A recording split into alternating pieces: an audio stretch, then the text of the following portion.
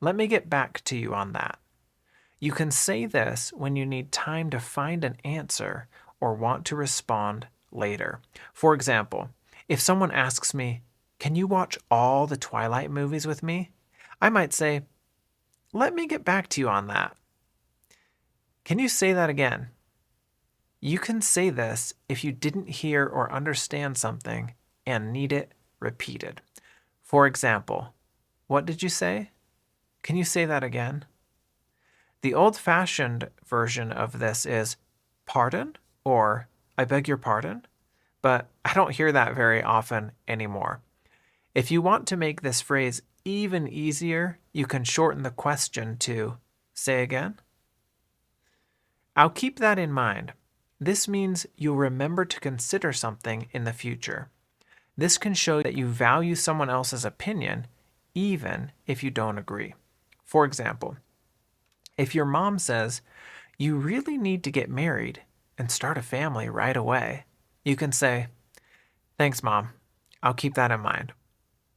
Just a minute. You can say this when you need someone to wait for a short time. For example, if your kid says, "Can you play with me right now?"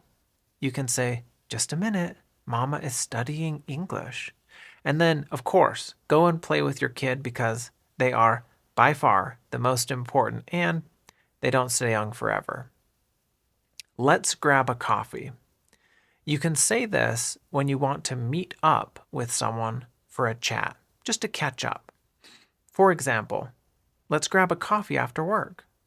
This is a great way to catch up with someone or get to know someone better.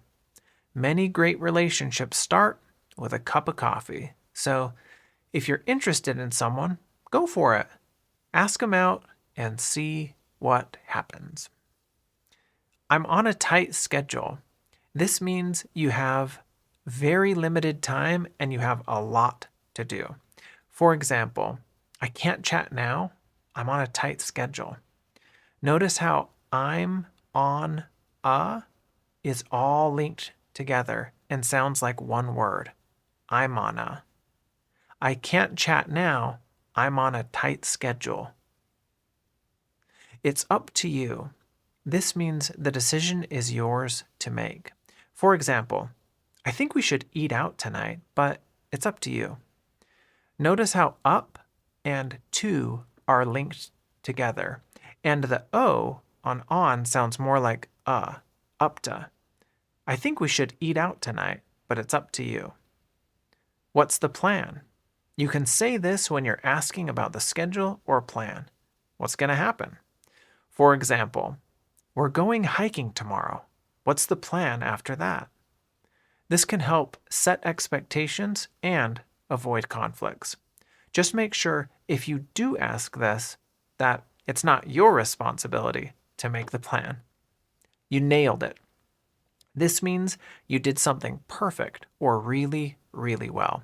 For example, your presentation was amazing. You nailed it.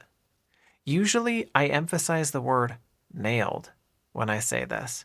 Your presentation was amazing. You nailed it. I'm all ears.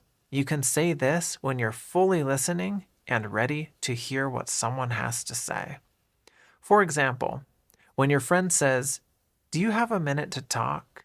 you can say, "I'm all ears." This is especially useful if that friend just needs someone to listen to them. And that's it. Give me a thumbs up and subscribe for more. Thanks for watching.